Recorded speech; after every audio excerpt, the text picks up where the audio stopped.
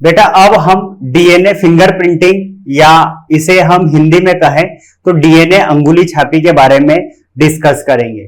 बेटा बहुत ज्यादा इंपॉर्टेंट टॉपिक है ना। इससे अपने को प्रश्न देखने को मिलेंगे ही मिलेंगे। 100% श्योरिटी होती है, हर साल इससे क्वेश्चन पूछता है। वो क्या बोला है अपने को कि डीएनए अंगुली छापी तकनीक का प्रारंभिक विकास अलेक जेफरी द्वारा किया गया था। यहां पर अगर हम बात करें बेटा तो एलेक जेफरी को हम डीएनए फिंगरप्रिंटिंग के जनक कह सकते हैं। डीएनए अंगुली छापी के जनक, डीएनए अंगुली छापी के जनक की अगर हम बात करें तो वो कौन हो गए बेटा? Alec Jeffrey. Alec Jeffrey. अब अगली बात अगर हम देखें तो अगली बात अपने को क्या बोली है कि ये तो भाई साहब बात कहां हो गई है? विश्व स्तर पर। कि विश्व स्तर पर अगर हम देखें तो डीएनए फिंगरप्रिंटिंग के जनक हो गए। लेकिन भारत में अगर हम बात करें तो भारत में हो जाएंगे बेटा लाल जी सिंह एंड कश्यप। ये दो साइंटिस्ट है बेटा जो भारत में डीएनए फिंगरप्रिंटिंग के या डीएनए अंगुली छापी के जनक के रूप में जाने जाते हैं। वैसे अपने को एनसीईआरटी में केवल अलेक जेफरी की बात कही है तो अपने को एनसीईआरटी वाली बातों को फॉलो करना, लेकिन फिर भी अपनी जानकारी के लिए कि भारत में कौन है वो बात पता होना चाहिए। इन्होंने अनुषंगी डीएनए को प्रोब के रूप में उपयोग किया जिसमें काफी बहुरूपता मिलती है। इसे अनुबद्ध पुनरावर्तक की विभिन्न संख्या या variable number of tandem repeat या वीएनटीआर के रूप में जानते हैं। वीएनटीआर की अगर हम बात करें बेटा तो वीएनटीआर क्या होता है? तो मान लो ये हमारा डीएनए है। इस डीएनए के अंदर बहुत सारे भाई साहब अपने को क्षार अनुक्रम देखने को मिल रहे हैं, लेकिन कुछ क्षार अनुक्रम ऐसे होते हैं जिनमें अपने को बेटा क्या है, कुछ पृथकता या विभिन्नता दिखाई देती है। तो विभिन्नता वाला जो अपने को पोर्शन दिखाई देता है, उस विभिन्नता वाले पोर्शन वाले डीएनए को या उन क्षार अनुक्रमों को अपन क्या है बेटा, यहां पर variable number of tandem repeat कहते हैं। तकनीक जैसा पहले उपयोग किया जा चुका है वह सदन ब्लॉटन हाइब्रिडाइजेशन है। सदन ब्लॉटन हाइब्रिडाइजेशन क्या होता है? तो यहां पर अगर हम बात करें तो डीएनए जो है उस डीएनए के अंदर जो भी अपने को वीएनटीआर या जो विभिन्नता वाले क्षार अनुक्रम देखने को मिल रहे हैं उसको उस डीएनए से पृथक करने की जो क्रिया होती है बेटा, जिसको अपन क्या बोलते हैं? सदन ब्लॉटिंग, जिसमें विकिरण चिन्हित वीएनटीआर प्रोब के रूप में प्रयोग किया जाता है, इसमें शामिल है। अब ये डीएनए फिंगरप्रिंटिंग हम करेंगे कैसे? तो डीएनए फिंगरप्रिंटिंग में सबसे पहले डीएनए का विलगन करेंगे। डीएनए का विलगन करेंगे मतलब कोई भी हमने कोशिका ली बेटा, उसके अंदर आरएनएज, प्रोटीएज और जो भी उसकी जो कोशिका है उसकी भित्ति को गलाने वाला एंजाइम जो भी होगा, जैसे काइटिनेज हो, सेल्यूलेज हो, है ना, वो सारे एंजाइम डालेंगे जो कि वहां पर आरएनए, प्रोटीन और उसकी भित्ति जो भी पदार्थ की होगी उसको गलाने का काम करेगी। देन फिर हम यहां पर उसके आरएनए को बेटा क्या है, पृथक कर लेंगे।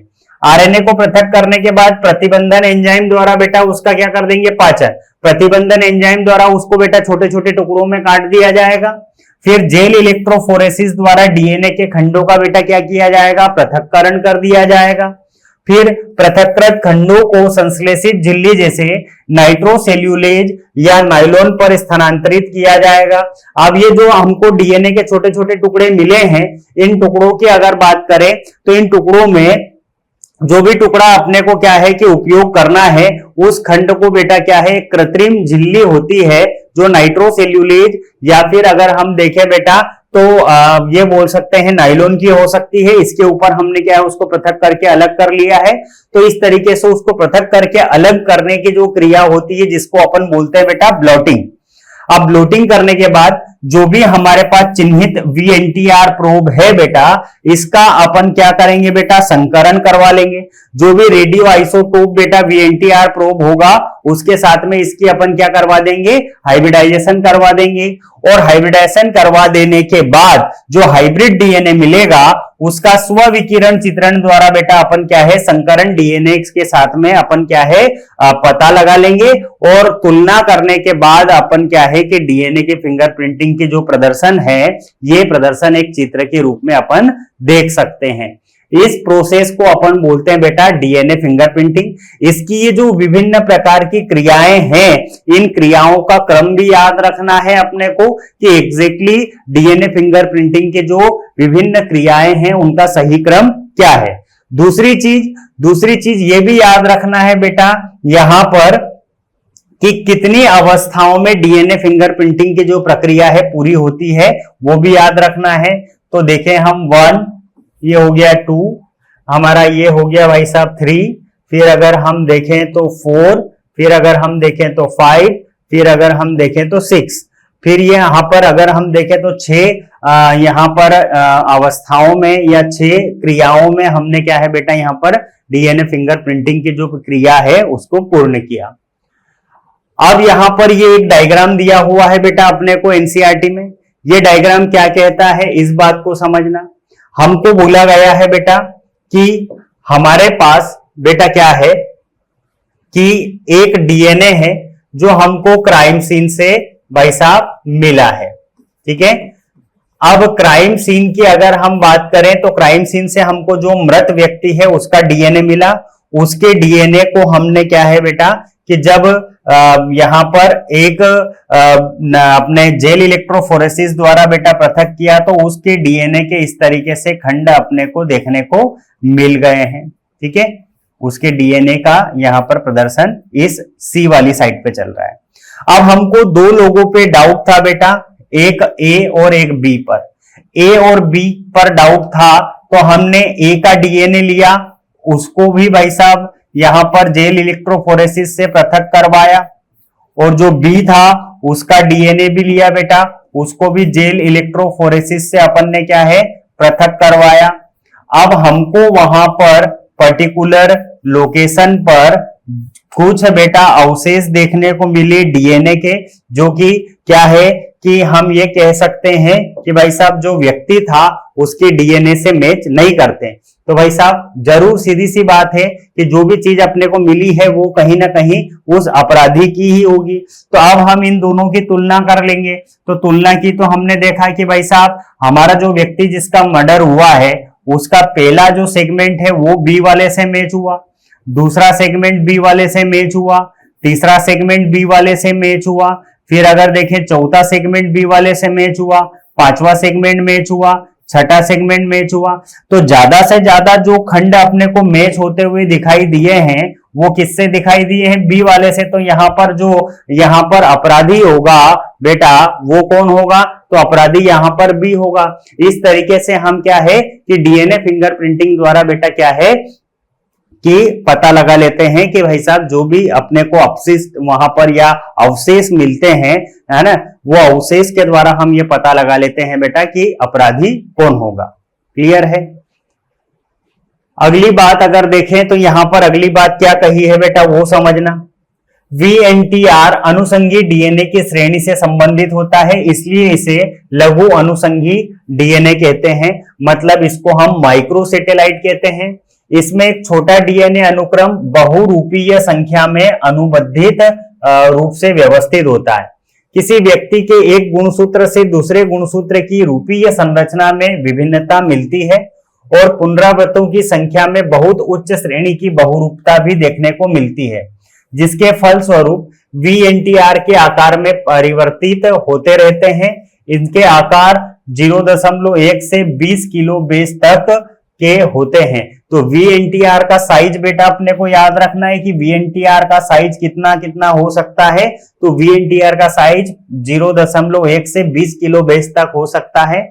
VNTR प्रोब से संकरण के फलस्वरूप प्राप्त स्व विकिरण चित्रण में विभिन्न आकार की पट्टियां दिखाई पड़ती है। ये पट्टियां किसी व्यक्ति के डीएनए की विशिष्ट प्रारूप को व्यक्त करती है। ये पट्टियां एक युग्मनज या मोनोजाइगोटिक ट्विंस जिनको बोलते हैं बेटा, उनको छोड़कर भाई साहब सभी व्यक्तियों में अगर हम देखें तो अलग अलग होगी, है ना। तो जो मोनोजाइगोटिक ट्विंस होते हैं बेटा, जिनको हम बोलते हैं एक युग्मनज जो जुड़वा होते हैं, एक युग्मनज जुड़वा की अगर हम बात करें तो उनका डीएनए अगर आप कंपेयर करोगे बेटा तो लगभग 100% आपको क्या है सिमिलर दिखाई देगा। लेकिन आप क्या है संसार के किसी भी व्यक्ति का डीएनए कंपेयर करोगे तो आपको उसके अंदर आपको क्या देखने को मिलेगी बेटा, विभिन्नता देखने को मिलेगी। और उसी विभिन्नता को बेटा अपन क्या कहते हैं यहां पर, तो उसी को अपन यहां पर VNTR कहते हैं। फिर बोला है पॉलीमरेज श्रृंखला अभिक्रिया का उपयोग कर तकनीक की संवेदनशीलता को बढ़ा सकते हैं। भाई साहब अगर हमको जो क्राइम सीन है वहां से भाई साहब बहुत ही कम मात्रा में अगर क्या है कि अपराधी का डीएनए मिला है, लेकिन डीएनए तो मिला है, तो इस कम से कम डीएनए को अपन क्या है पीसीआर टेक्निक का उपयोग करके बेटा क्या है इस डीएनए का द्विगुणन करवा के इसकी मात्रा को अपन बढ़ा भी सकते हैं, ताकि अपने को अनुसंधान से संबंधित क्रिया में कोई दिक्कत ना आए। इसके फलस्वरूप किसी भी एक कोशिका से प्राप्त डीएनए से पर्याप्त डीएनए अंगुली छापी विश्लेषण किया जा सकता है और न्यायालयीन विज्ञान में उपयोग के अतिरिक्त इसका बहुत अधिक उपयोग जैसे जनसंख्या और आनुवंशिक विभिन्नता के निर्धारण में और वर्तमान समय में कई प्रकार के समपरीक्षक का उपयोग डीएनए अंगुली छापी के रूप में उपयोग किया जा रहा है। भाई साहब डीएनए अंगुली छापी का अगर उपयोग देखें बेटा तो अपराधी को पकड़ने में तो अपन कर ही रहे हैं। इसके अलावा अगर हम देखें तो बेटा पेरेंट्स और बच्चों के बीच में भाई साहब कोई न्यायालयीन मुद्दा है कि भाई साहब जो बच्चा है बच्चा कहीं और खो गया था, बाद में बच्चा मिला है, तो वो कुछ लोग और बोल रहे हैं कि हम इसके माता पिता है और वास्तविक माता पिता बोल रहे हैं कि हम हैं। अब इस बात का क्या सबूत है, तो इस बात का सबूत अपन क्या है डीएनए फिंगरप्रिंटिंग कराएंगे, जिनका डीएनए मैच हो जाएगा वो उसके वास्तविक माता पिता होंगे। या और भी बहुत सारी बेटा रिसर्च से रिलेटेड जो क्रियाएं होती है उनमें डीएनए फिंगरप्रिंटिंग का उपयोग किया जा रहा है। अगली बात अगर हम देखें तो यहां पर हमने बेटा इसी के साथ अपना चैप्टर पूर्ण किया। जल्द ही हम एक नए चैप्टर के साथ हाजिर होंगे, तब तक के लिए धन्यवाद। जय हिंद, जय भारत।